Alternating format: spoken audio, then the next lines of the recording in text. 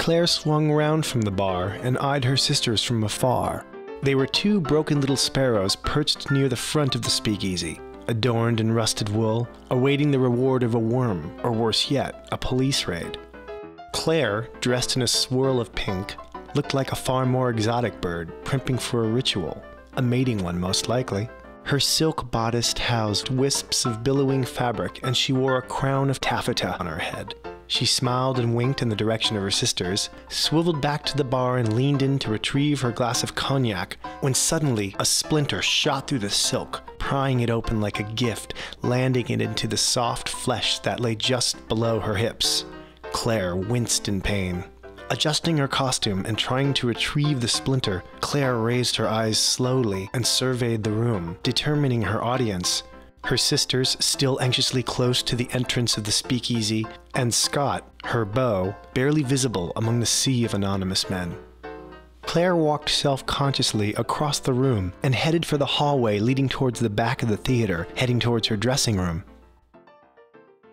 The room was tiny and dark, and featured a small table with an oval mirror as well as the scent of someone else's perfume, a heavy amber presence. Claire picked up her cognac and gazed into the mirror, taking a long, meditative sip of its heat. The refracted light from the crystal glass projected a constellation of liquid stars onto her face. Claire had but a moment before she heard the tiny sound of her cue, a ragtime waltz hammered out on an untuned piano. With no time to remove the splinter, she rushed down the hallway, paused, and then slowly walked onto the stage. She let her feet lead her to the rhythm, and her arms swiftly followed. She began her syncopated strut, full of grace and gusto, often cocking her head sideways, looking directly into the audience, daring them to look away. The footlights lit her up like a pink luminescent pearl, all aglow in her hollow of vintage velvet. She shuffled her feet and twirled with abandon, her pale hand caressing the curtain that enshrouded the stage. The moment her hand stroked the velvet, her eyes filled with a very different scene.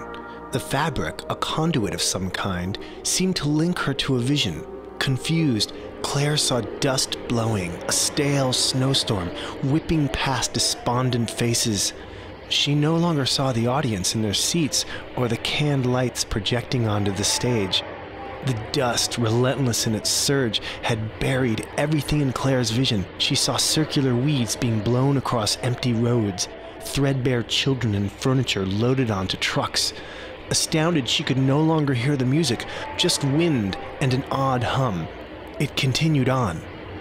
Claire stopped mid-song, taking the stance of a vulnerable and sullen child. She waited for the vision to end. She stood in silence on the stage, eyes wide, a shipwreck dwindling into the dark waters.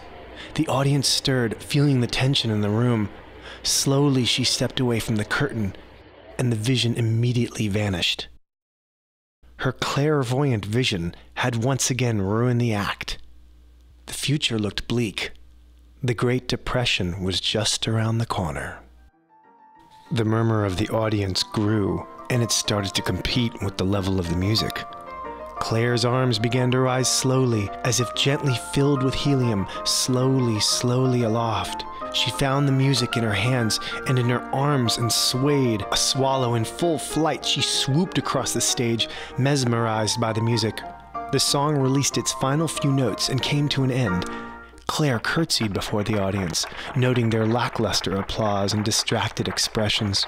Leaving the stage, she held out her arms like a ballerina and swerved to avoid touching the velvet once again, like a child superstitiously skipping over the cracks of a sidewalk. Claire returned to her dressing room, where she met her sisters hovering outside the door. As they entered the room, Scott came lumbering up the hallway, big grin in sight, and said, "God, Claire, you were great." Claire's sisters in unison chirped, "Liar. Claire looked like she saw a ghost." Claire, unaware that she carried the gift of clairvoyance, did not know how to address these strange episodes that often happened while she was dancing, and offered, "Anyone for a drink up front?" The sisters just stood and stared, awaiting an explanation. "Oh," said Claire, who began to adjust her bodice as she dug into the tornado of silk and taffeta. Finding what she was looking for, she extracted the long wooden splinter from her thigh, defiantly holding it high in the air. You mean this? she said. Her sisters seemed a trite confused, shrugged, and headed for the door. Scott, not being able to figure out what was going on, busied himself with the mirror, grooming his tiny mustache. Relieved, Claire took a sip of her cognac, threw the splinter onto the floorboards, and smiled. Her secret remained intact. Their future would not be told today.